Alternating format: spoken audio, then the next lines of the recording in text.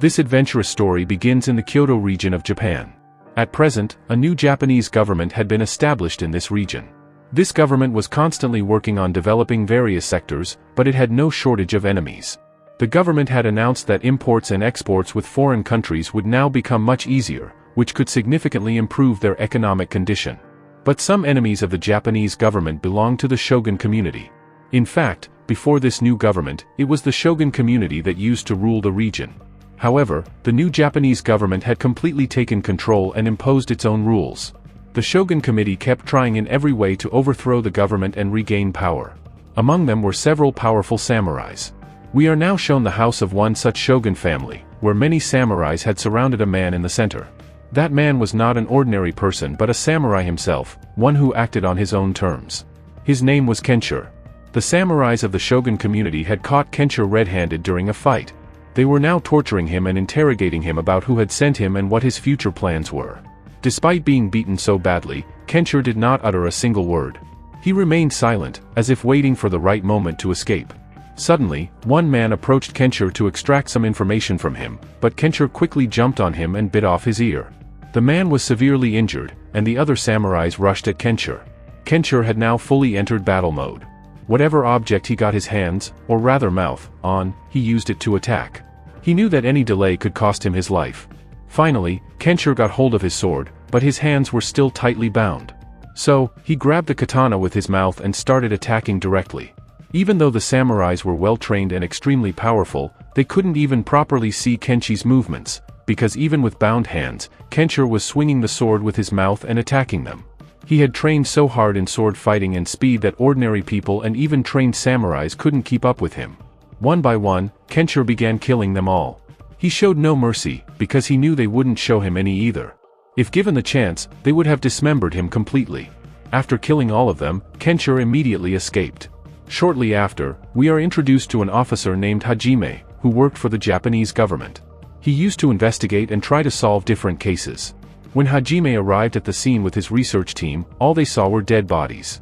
But he couldn't understand how these samurais were killed so easily, as if they were ordinary people. All of them had been well-trained samurais. Hajime began wondering, who could have possibly killed them all at once? Meanwhile, Kenshiro, after escaping, was now walking down a path where some guards had appeared in front of him. But he wasn't someone who would lose to a few guards, so he started fighting them too. With a single strike, he took down one guard after another. After defeating everyone, one young guard remained. That young guard pleaded with Kenshiro not to kill him, saying that he had a family waiting for him. Hearing this, Kenshiro initially let him go. But the guard tried to attack him from behind again. This time, Kenshiro showed no mercy and killed him. However, for the first time, Kenshiro felt that someone had fought him with real courage. The young guard had even managed to leave a scar on Kenshi's cheek. This angered Kenshiro, and he finished the final guard for good. Kenshiro then traveled to a group called Choshu, known enemies of the shogun community. He went straight to their leader, Katsura, and told him how he had brutally killed some of the shogun's samurai. Kenshiro explained that although he had been captured for a while, he was now free again, but he needed a place to hide. Katsura, although impressed, warned Kenshiro that the shogun community and the police were actively hunting for him. If they found him, they would definitely kill him. So Katsura offered to let Kenshiro stay there for a while. We are now shown a flashback from a few years ago, during the formation of the Choshu group. All the members were deeply frustrated by the atrocities committed by the shogun community. That's when a warrior named Shinsaku gathered everyone to prepare for a rebellion. But to do that, they needed to build a powerful army, and thus, the Choshu community was born, where people were trained to become samurai. In that crowd, Kenshiro was also present, already a skilled fighter, but he didn't reveal his full abilities to anyone. Among the warriors, one of them challenged Kenshiro to a fight. Kenshiro initially refused, but the leader Shinsaku stepped in and told Kenshiro that he must fight. He, too, wanted to see what Kenshiro was truly capable of. The other warrior got fully prepared, drawing his sword, ready to battle Kenshiro. But he couldn't even last a minute against him. Kenshiro not only defeated him but humiliated him in front of everyone by stripping off his armor. Everyone started laughing. But Shinsaku recognized Kenshi's talent. He went straight to him and asked, "What is the name of that move?" Deeply impressed by Kenshi's incredible speed. Because Kenshiro had doubled the intensity of his attacks in such a short time, it was clear to everyone that he was hiding his true abilities. Another senior member, Katsura, also noticed this and approached Kenshiro. From then on, Kenshiro began receiving special treatment within the group. As the days passed, he became quite popular. All the members treated him with respect and gave him plenty of food. Katsura, observing all this, remarked that Kenshiro could become a great assassin. Despite having killed many people, Kenshiro had a pure heart and always stood for what was right. One night, after a hard day of training, Kenshiro went to a local restaurant to relax and have a drink. This place was often visited by warriors like him who came to unwind. Suddenly, a beautiful woman entered and came straight over to sit beside Kenshiro. Kenshiro didn't ask her anything, but soon, two men arrived and began harassing her. They were clearly trying to mess with her. Seeing this, Kenshiro got furious. As a matter of human decency, he stood up and chased the men away. However, he knew they wouldn't just leave. In fact, they were waiting outside for him, lying in ambush. Kenshiro immediately stepped outside, ready for a fight. The two warriors attacked him, but suddenly, a third samurai appeared from behind. He killed the two men, but then immediately launched an attack on Kenshiro. Thankfully, Kenshi's reflexes were fast enough to dodge the first blow. A fierce sword fight broke out between Kenshiro and this unknown samurai. For a while, the samurai gave Kenshiro a tough battle, but Kenshi's agility ultimately gave him the upper hand, and he killed him too. Blood from the fight splattered all over the woman's body. She had witnessed with her own eyes how Kenshiro killed people, and fainted on the spot from the shock. Kenshiro carried the unconscious woman back to his group so she could receive treatment. However, he was still puzzled about who that samurai was and why he had attacked him. The woman was treated well, and by morning she had recovered. When Kenshiro went to check on her, she was already helping out with household chores. When they spoke, she introduced herself as Tommo and thanked Kenshiro for saving her life. Kenshiro told her that if she wanted, she was free to leave. They didn't keep anyone against their will. But Tommo said she didn't have any family and had already begun to feel connected to the people here. She said that maybe she would spend the rest of her life helping out in this community. Kenshiro was happy to hear this, and he invited her to join their group. One day, Katsura and Shinsaku called Kenshiro in for a discussion. They had heard about the recent attack on him and began to suspect that someone inside their group might be an infiltrator, someone from the Shogun community. But who was it? They had to find out as soon as possible. From the next day on, Tommo became completely integrated into daily life at the base. She took part in all the work and often came to Kenshiro, speaking warmly with him. She seemed to be developing a strong emotional connection with him and began giving him more attention. Katsura and Shinsaku had started to notice all of this too. They began to suspect that there might be some kind of relationship between Kenshiro and Tommo. But at the same time, they were growing slightly suspicious of Tommo. Katsura even said that the infiltrator they were looking for might actually be Tommo. He insisted that, no matter what, they needed to keep an eye on her. But every time they tried to collect evidence against her, they ended up with negative results. There was never any actual proof that she was a spy or that she belonged to the Shogun community. In fact, Tommo impressed everyone every time. Meanwhile, Kenshiro stayed focused on his mission and brutally wiped out a group from the Shogun community. These attacks were part of a slow, strategic plan to help their own community rise stronger. Every night, Tommo would see Kenshiro return after killing many people. In some way, it saddened her, watching how many lives he was taking. And she knew he would keep doing it. So the next day, Tommo decided to take Kenshiro to a festival in an effort to make him realize something. At the festival, families and many children had gathered, laughing and celebrating. Tommo explained to Kenshiro that when you kill a person, you're not just ending one life, you're destroying an entire family connected to them. Everyone is linked, and one death ripples through many lives. She wanted Kenshiro to understand how valuable a human life truly is. But Kenshiro didn't listen.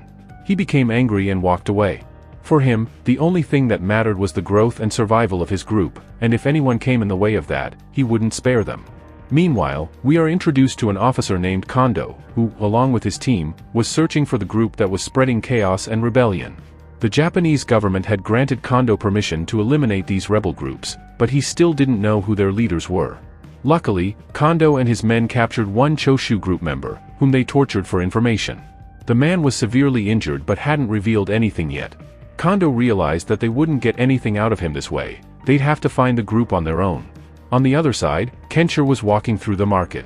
Tommo's words still echoed in his mind, about how taking lives destroys families. There was a time in Kenshi's life when he had made a decision not to kill anymore, but circumstances forced him to return to that deadly path. Just then, a man approached Kenshiro. He belonged to another group but brought urgent news for him. He told Kenshiro that Kondo and his officers were planning to attack some members of the Choshu group today. The man who brought the warning to Kenshiro was, in a way, giving him a chance to save his comrades before it was too late. As soon as Kenshiro heard the news, he ran back toward their hiding area, but perhaps he was already too late. Kondo, along with all his officers, had already reached there. One by one, they began slaughtering the members of the Choshu group as they arrived. Within a short time, the place turned into a graveyard, dead bodies lay everywhere, and it looked like a massacre. One of Kondo's best men was about to kill a comrade of Kenshiro.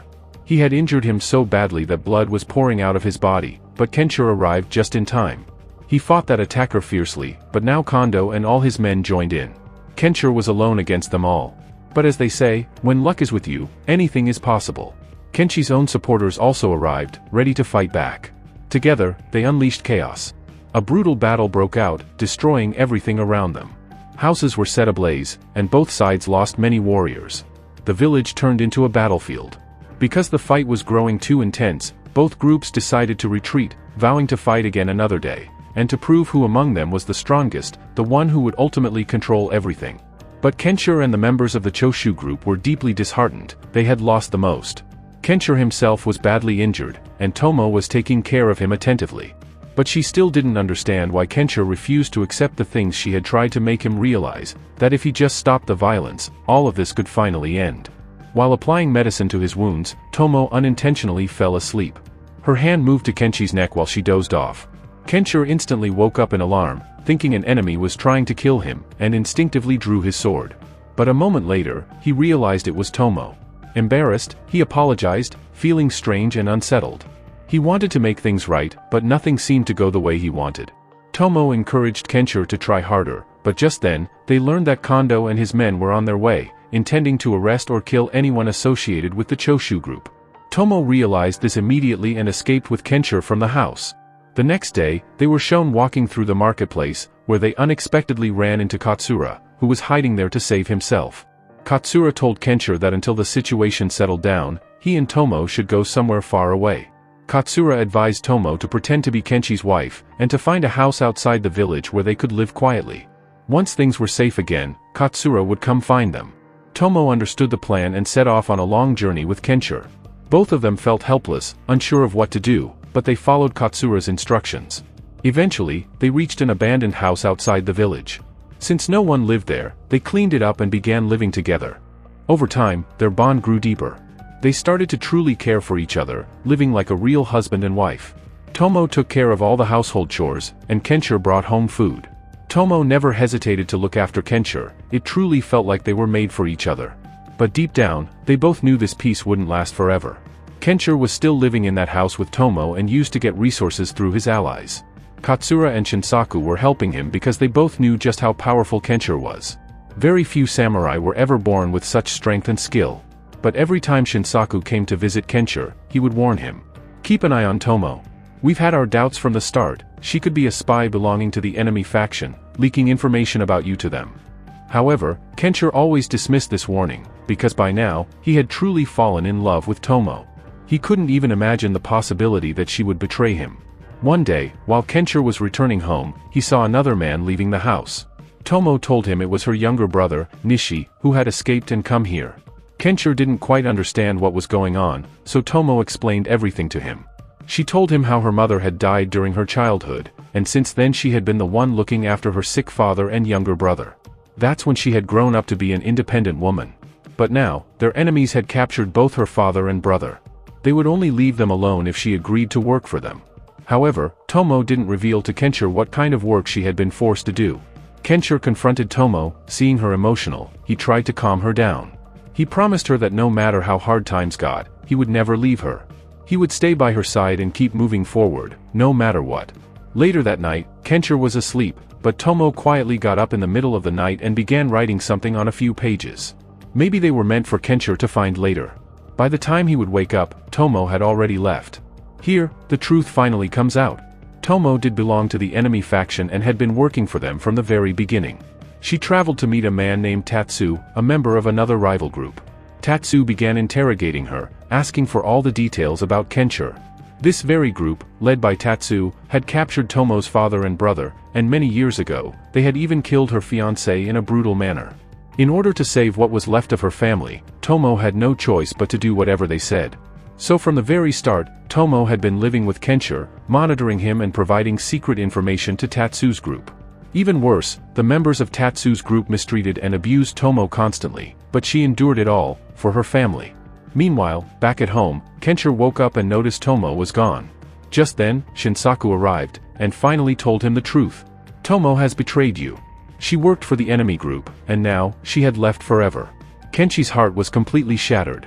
He could never have imagined that the one he had loved would turn out to be such a traitor. He began reading the book Tommo had left behind, where she had written about her daily life and secrets. It was clearly mentioned how, right from the beginning, she had been deceiving Kenshiro. This broke him even more. Confused and heartbroken, Kenshiro didn't know what to do. So, without fear, he began walking toward the temple where his hidden group was based. Snowfall was heavy on the path. But suddenly, a strange samurai ambushed Kenshiro, launching multiple arrows at him. They hit his body, injuring him severely. The attacker stepped forward, aiming to kill him once and for all. But even in that wounded state, Kenshiro was a warrior. Seizing the right moment, he cut off the attacker's hand. However, the danger wasn't over yet. As Kenshiro walked ahead, bombs began exploding nearby. Clearly the enemy group had trapped the entire area to kill him. 2 more samurai appeared. They were working for Tatsu, the leader of the opposing faction. These 2 looked fierce and strong. Even though Kenshiro was already wounded, he still fought them alone. Using their own katanas, Kenshiro managed to kill both samurai. But due to the explosions, his vision blurred, and his body weakened even more. At that moment, Tatsu himself arrived, the leader of the enemy group. He drew his katana and challenged Kenshiro to a final duel. Though Kenshiro was gravely injured, he still stood up, ready to fight his enemy. Meanwhile, Tommo was watching everything from a distance. She never wanted Kenshiro to get hurt. Despite her betrayal, she still loved him deeply. Her choices were forced upon her, because of her family. Now, determined to save Kenshiro, Tommo rushed into the fight. Kenshiro was already back in full fighting form, giving Tatsu heavy damage with his blade. But just when Tommo saw Kenshi's life was in danger, she stepped in between them. Tatsu's sword accidentally struck Tommo. In a flash, Kenshiro drove his blade straight through Tatsu, killing him. Both Tommo and Kenshiro collapsed. Kenshiro held Tommo in his arms, watching her take her final breaths. He was filled with despair, completely heartbroken. With nothing left to fight for, Kenshiro returned to the house, where Shinsaku was already waiting. Kenshiro told him he had decided to give it all up, no more fighting, no more killing. He just wanted to live a peaceful life now, far away from war and violence. And that's where our story ends.